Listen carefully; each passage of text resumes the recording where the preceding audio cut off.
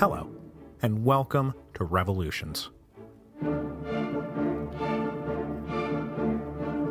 Episode 7.22, The April Laws.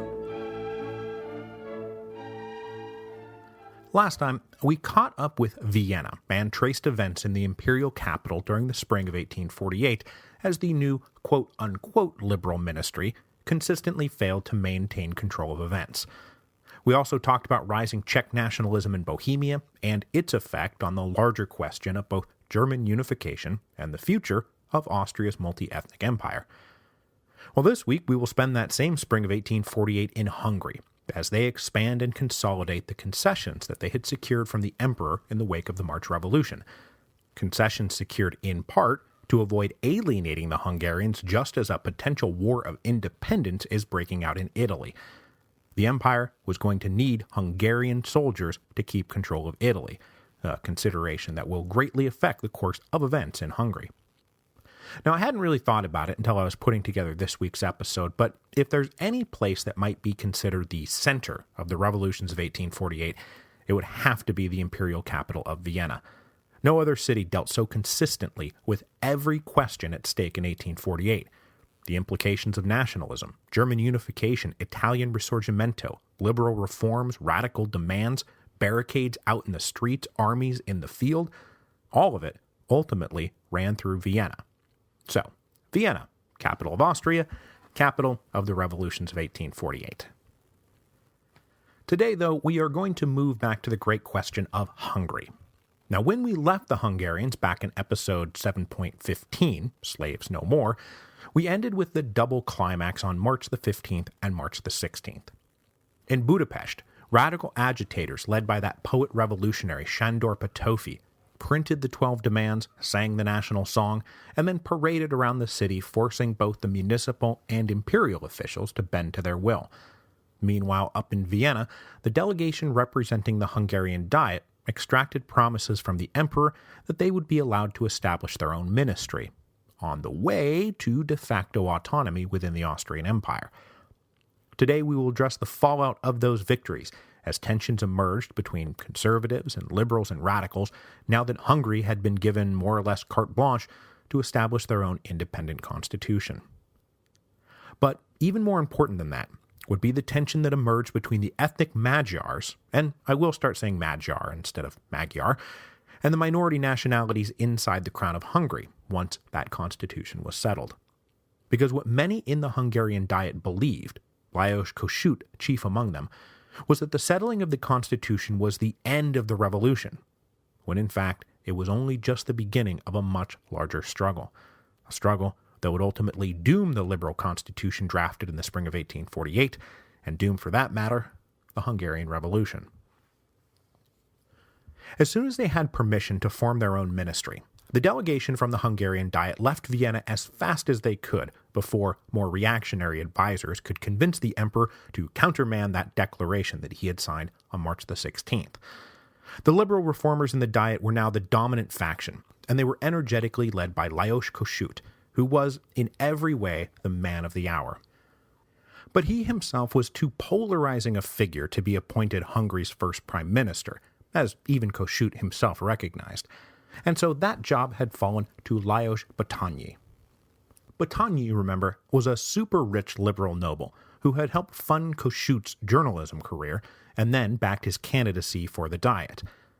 So where Kossuth had led the liberal opposition in the lower house of the Diet, Batthyány was its principal spokesman in the upper house. He was thus an ally and a patron of Kossuth, and the two mostly saw eye to eye. Though Batthyány was no mere frontman for Kossuth. He tended to be a bit more conservative, and was now one of the few politicians capable of maintaining independence from the polarizing atmosphere that surrounded Kossuth. More and more, it seemed like you were either a supporter of Kossuth and you recognized him as your leader, or you opposed him as your enemy, as the devil. But Batthyány was neither Kossuth's disciple nor his enemy, and together they would now take the lead as the liberal opposition became the liberal majority, and they prepared a huge list of reforms that would transform Hungary into a modern nation. While the liberals took the ball and ran with it, they were protected by Archduke Stephen, the Palatine of Hungary, who I very briefly introduced at the end of episode 7.15 without much further explanation. It was Archduke Stephen who went behind everybody's back on the morning of March the 16th and convinced the emperor to sign off on the Hungarian lists of demands. But he's an important figure in all this, so we do need to flesh him out a little bit more. So the Palatine of Hungary was the most senior state officer in the Kingdom of Hungary.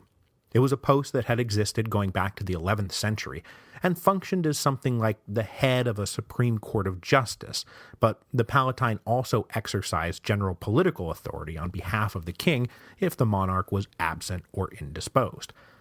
When the Habsburgs took over Hungary, they obviously got a hold of the Palatinate too, and it became one of the various high offices they would dole out to members of the Habsburg extended family. Our man, Archduke Stephen, became Palatine of Hungary in January 1847 upon the death of his father. But he was not just some Viennese transplant. His father had been the Palatine of Hungary, and Stephen had been born and raised in Budapest, and given his education and upbringing, he was always eager to lend a sympathetic ear to Hungarian complaints. So when the revolutions of 1848 hit, he was the foremost voice inside the imperial court arguing that making concessions and working with the Hungarians was the only way to avoid losing them completely. Now, Stephen's motives in all this were suspected by both sides. Many Hungarians accepted his help, but were suspicious he was engineering temporary concessions, and then when things died down, to go recommend reneging on everything. Meanwhile, his more conservative relatives were absolutely convinced that his ultimate intention was to ingratiate himself so much with the Hungarians that they would make him king when they inevitably declared independence. Now, I don't know enough about Stephen's inner life to say one way or the other, but it does not seem like he was trying to make himself a king. I think he really believed that working with the Hungarian liberals was simply the least bad option. He did not want the Hungarians driven to independence, nor did he want more radical elements in Budapest to seize the reins of power. And at that moment, those more radical elements were actually on their way. A delegation representing the radicals, who had just staged all the momentous demonstrations in Budapest, arrived in Pressburg on March the 19th. They demanded that the Diet immediately ratify the 12 demands, and then leave Pressburg and reconvene the National Diet in Budapest. To this request, Kossuth took the lead and engaged in some pretty skillful political dancing. Budapest would be the capital of the new government, everyone agreed on that, but Kossuth wanted to make sure that the groundwork was laid well outside the intimidating radical mobs that had just been storming around the capital. Remember, Kossuth has a half-finished history of the French Revolution somewhere in his papers, and he knew the role of the Paris mobs. Frankly, he did not want Budapest to become a Hungarian Paris. So he delivered a response to the radicals on behalf of the Diet. He said, "We will not leave Pressburg until our work here is done. But don't worry about the 12 demands. All those points will be folded into the new constitution." But though he is now kind of blowing the radicals off, Kossuth did not tell these agitators that they should stand down or denounce them for going off the rails. Kossuth wanted the threat of further radical insurrection in Budapest to keep a guy like Archduke Stephen reminding the emperor that the liberals in Pressburg were a much better option than the radicals in Budapest. But Kossuth also wanted to position himself as the man who could balance the scales. To conservatives, he was the man who would be able to keep the radical mobs in line, and to the radicals, he was the man who would not let the conservatives backslide. He relished his role as the man of the hour, and he made the most of it. The radicals thus blown off and sent back to Budapest, the liberals in the Diet dove headlong into work, trying to get as much done as possible before anyone else got in their way. The next 2 weeks saw a flurry of activity. Laws drafted and debated and passed one after another, though not without frequent clashes, because what they were doing through all of these individual laws was rewrite the whole constitution of Hungary. Now, I'm not going to run through the whole enumerated gamut of laws, but one of the biggest deals was the tax exemption of the nobles. That was now kaput. Taxes would be levied generally and proportionally. Also abolished was serfdom, and any lingering vestiges of serfdom, including all feudal dues owed to their lords. The clergy were also induced to voluntarily renounce their tithes. Basically, the Diet was systematically dismantling piece by piece the old feudal order. But that said, all the delegates at the Diet were nobles, and many of them landowners, and these reforms were not carried without a lot of friction. So they also debated how best to compensate the nobles for their lost dues and increased taxes, a combination which left many of them staring down the barrel of financial ruin. At one point, the debate got so heated that a guy said to Battagny, "If you pass these laws without guaranteeing me compensation, I'll go get a gun and shoot you dead." And Battagny, himself a major landowner, said, "No need. If all this passes without compensation, I'll do it myself." The compensation bill passed, though where the money would come from, nobody quite knew. This flurry of legislation also brought forth the elements that are virtually synonymous with the revolutions of 1848, increased liberal civil rights, and the creation of a national guard. But though things were about to get a lot more liberal in Hungary, that did not mean they were going to go the way of, France. The press bill, for example, ended censorship but included a whole number of stipulations, restrictions, fines, bonds, and rules about the limits of what could be said in the press without punishment. And it was on points like this that Archduke Stephen felt vindicated in recommending that the emperor work with the guys in Pressburg rather than against them. The radicals in Budapest wanted a totally free and unrestricted press, and when they read a copy of the new press law, they burned it in protest. And the last thing the empire needed was guys like that getting into power. The Hungarians would also not be taking the great leap into the democratic abyss. They planned on taking the momentous step of abandoning the 1,000-year-old national diet and convening instead a new national parliament. But while the new parliament would have no basis in the old feudal estates, it would not be founded on anything close to universal manhood suffrage. Voting rights would come with a number of residency and wealth and employment requirements. Anyone who was not of independent means, which included those working for wages, mind you, would not have the vote. They also included a rule about how you had to profess to one of the recognized established religions, a requirement that ruled out anyone who's Jewish because their religion was not amongst those recognized and established.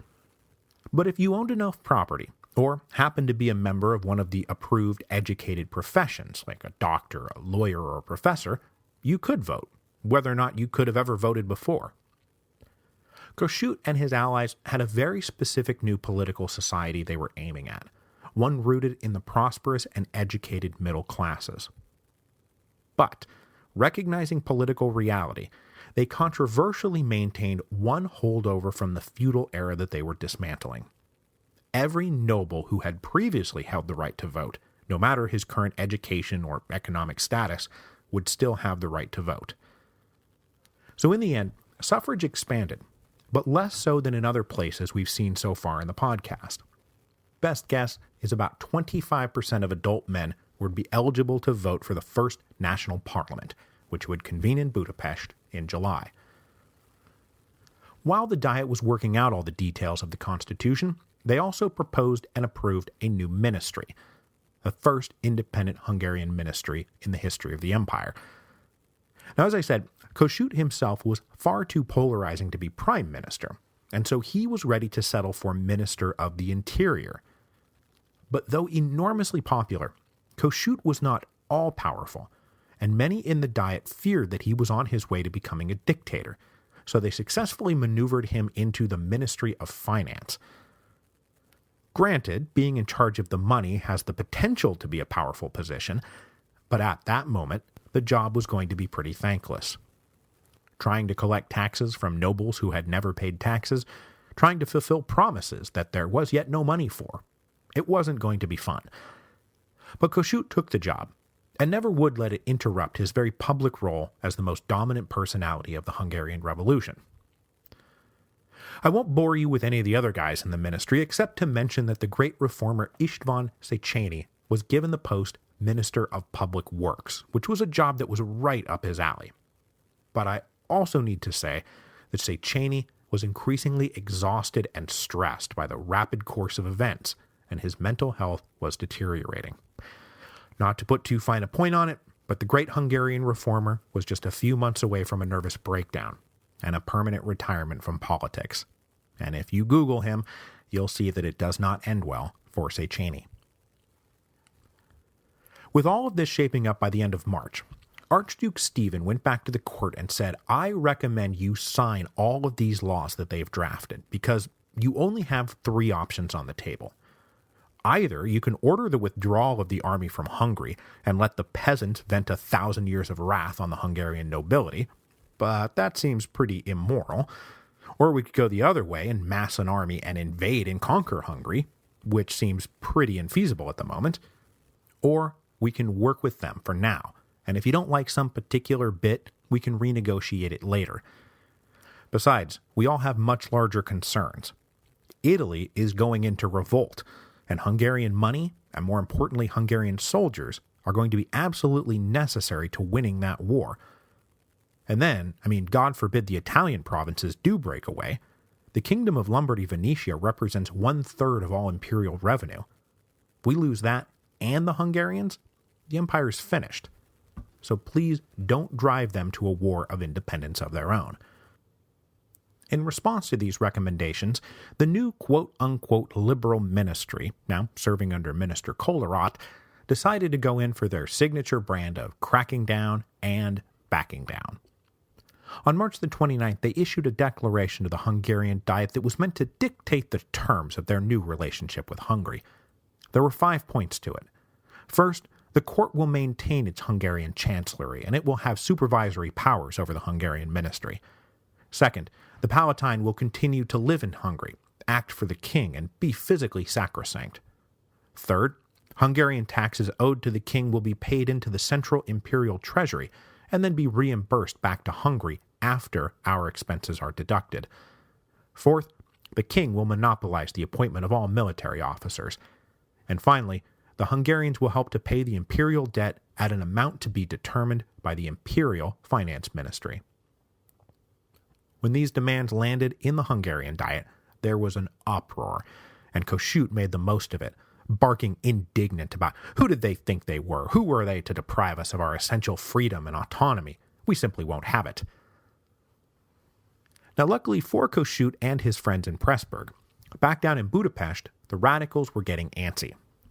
Many of them, including Sándor Petőfi, had been unsatisfied with their previous interaction with the Diet, and on March the 27th, they held a mass meeting demanding the removal of the Battagny ministry. They demanded a new national assembly, and then most radically of all, the declaration of a republic. Then 2 days later, a large demonstration paraded down to the city hall, and while this was going on, barricades started going up across the city, though no one could say who they were going up against. The imperial officials were keeping the army in the barracks and showed no signs of moving. Then the next day, 20,000 gathered in front of the National Museum, where Petőfi gave a stirring speech that this was a revolution we're having here. We are in fact participating in a world revolution. The upshot of all this, though, was not to make Hungary a republic or drive the revolution in a more radical direction, but instead to further the strength in the hands of the liberals in Pressburg. They reported all of this back to the court and say, look, you guys shouldn't be messing around with us. If you want to maintain any semblance of control, you will drop your demands and let us do things our way. So, what comes after the crackdown? That's right, the backdown. The ministry sent a new declaration stipulating that the Palatine would be sacrosanct and that the emperor would still control all army commissions, but the real guts of it, the chancellery oversight, the financial controls, it was all dropped. It amounted to a total triumph for Kossuth and the gang. On April the 11th, 1848, the King of Hungary, aka the Emperor of Austria, still steering clear of Vienna, arrived in Pressburg to affix his signature to 31 laws that had been drafted over the past few weeks. These laws are now known to history as the April Laws. As soon as they were signed, the Hungarians packed up and went home, almost to a man believing that the revolution was now over. Everything that the liberal reformers had sought to achieve over the last 25 years had been achieved. They now had parliamentary government with a ministry answerable to that parliament, equality before the law, general taxation, the abolition of serfdom and feudal dues, religious liberty, the right to assembly, freedom of the press, or at least the abolition of censorship. All of this was fantastic. All of this was everything that they had wanted. They were thrilled. And even Cheney admitted that the dynamic aggression of Kossuth had accomplished far more than he had thought possible. Writing to a friend, he admitted, "My policy was certain but slow. Kossuth staked everything on one card and has already won as much for the nation as my policy could have produced over perhaps 20 years. So with all that had now been won for the nation in hand, it was time to pivot to how all of this was going to be received in Hungary. Because one question that didn't really come up too much in the debates in the Diet was now going to be of paramount importance. How are the ethnic minorities of the Kingdom of Hungary going to respond? Because in the Hungarian Crown lands, the ethnic Magyar only made up like 40% of the population. The rest were Romanian, Slovak, German, Croat, Serb, Ruthene, and Jewish. The question of the minority nationalities had been at the heart of the long-running debate between Cheney and Kossuth during the 1830s and 1840s. Remember, Cheney was sensitive to the dignity and identities of the minority nationalities, while Kossuth was a proponent of Magyarization. Now, that did not mean only Magyars would be allowed in Hungary and everyone with the wrong blood would need to be exterminated. But it did mean that Kossuth expected that everyone else would assume the Magyar language and culture, and that they would all be equal citizens together, whatever their ethnic ancestry. Kossuth would remain tone-deaf to the outcry that went up when he started publishing policies that required Magyar to be the official and only language of Hungary. It would be one of his blind spots through the entire Hungarian Revolution. So the response was not overwhelmingly positive. For the moment, I'm going to pass over the aspirations of the Slovaks and the insane intricacies of what's going to go on with the Romanians, and instead focus on the conflict that will be central to the rest of the Hungarian Revolution, the conflict between Hungary and Croatia. So if you remember back when we ran through the history of Hungary, and I'm sure you do, the Kingdom of Croatia had been incorporated into the so-called Crown of St. Stephen, that is, the Hungarian crown, about 700 years earlier. In theory, for all of this time, it had been an equal member of the crown, but in reality, with a population just over 10% that of Hungary, it was always a junior and subservient partner. But the Kingdom of Croatia was unique in that their incorporation into Hungary had brought with it many ancient rights and privileges that could not just be cast aside by the Hungarian Diet. For example, they had their own diet, and they did not plan on giving it up. They had also long maintained their own laws and administration, and were not at all happy with the universal leveling and centralization being pushed by the Magyar reformers in Budapest. Now, until recently, the Croatians and Hungarians had mostly been on the same side against the overarching tyranny of the Habsburgs. The Croatians had never been happy that a good chunk of their territory had been peeled off and turned into the military border, a border that was governed by martial law and by the Austrian military. And no less than the Hungarians, the Croatians wanted more autonomy and recognition for their national language and culture and religions.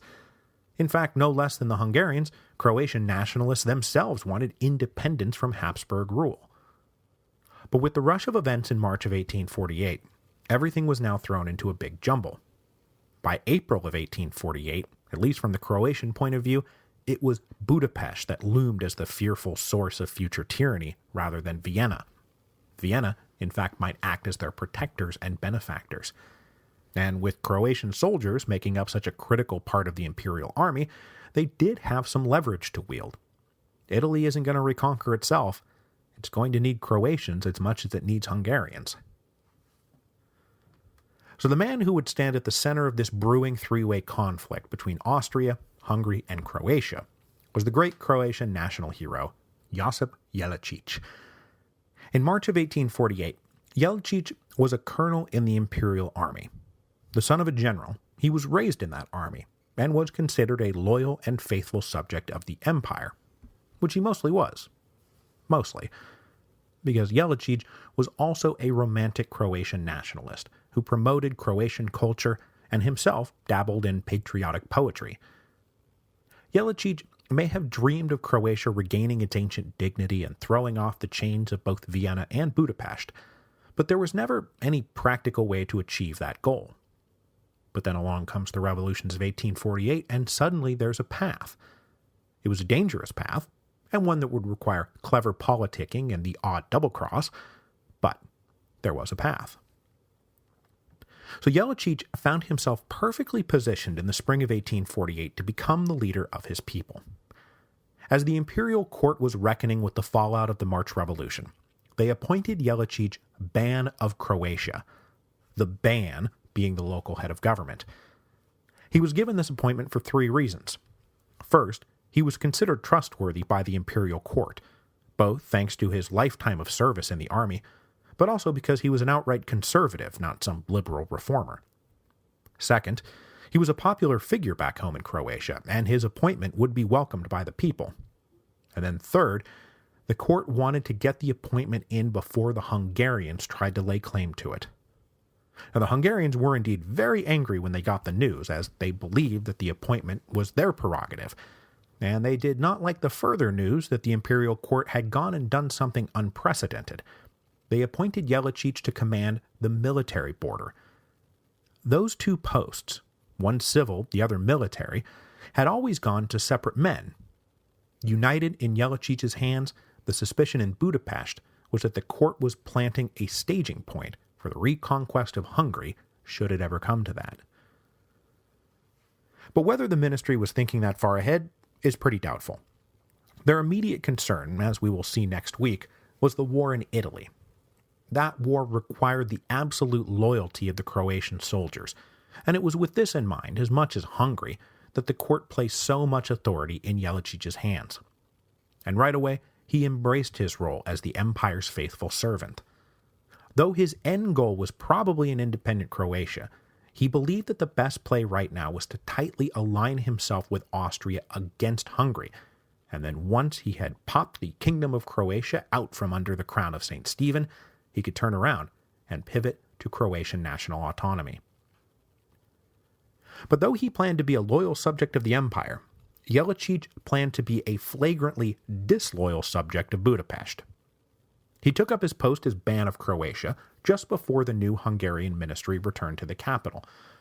But when they came back and started making appointments of this or that guy to go to Croatia and start implementing their various laws, Jelačić told his subordinates to ignore those officials. Then when the ministry sent letters ordering him to do this or that, he returned those letters unopened. Flummoxed, the Hungarian ministry went through cycles of conciliation and retaliation.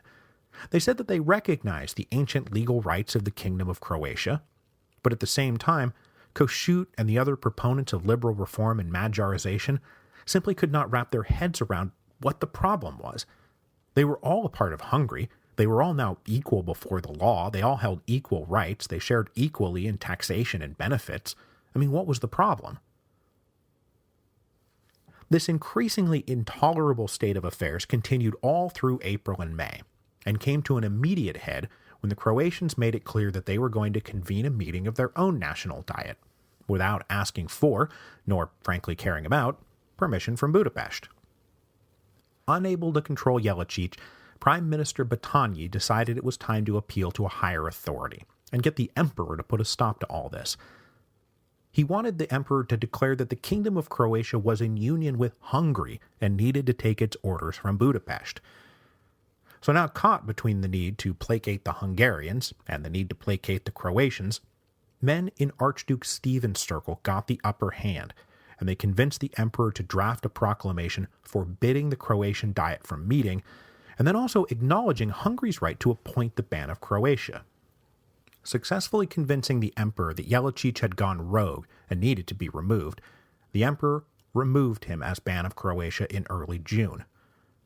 But pointedly, the emperor did not remove Jelačić from command of the military border, which meant that his authority in Croatia was more or less unchanged, even with the loss of his civil title.